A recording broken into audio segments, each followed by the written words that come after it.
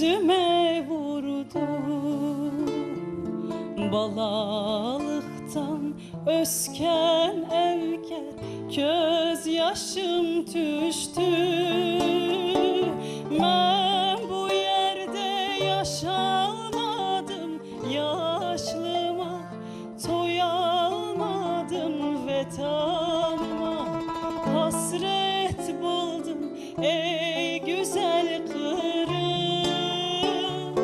Ben bu yerde yaşamadım, yaşlıma toy almadım, vetanıma hasret buldum ey güzel kırım.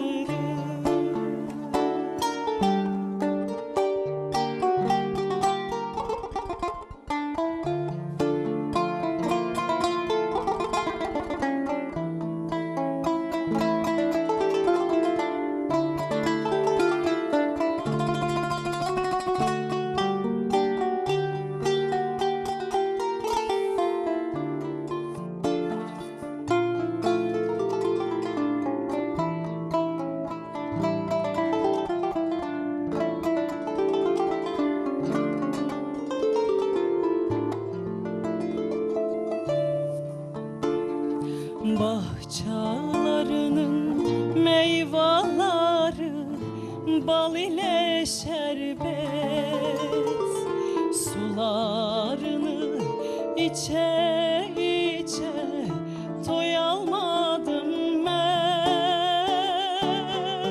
Yeşil dağlar koydum ağa, kalkıp geldi Tatar sana kucağını. Aç sen bana ey güzel kırım.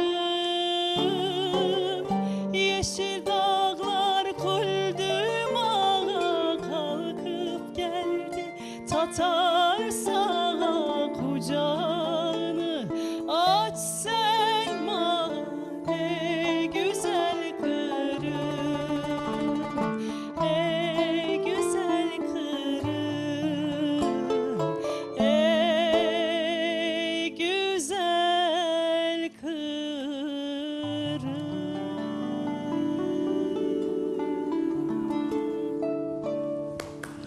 Ağzınıza sağlık.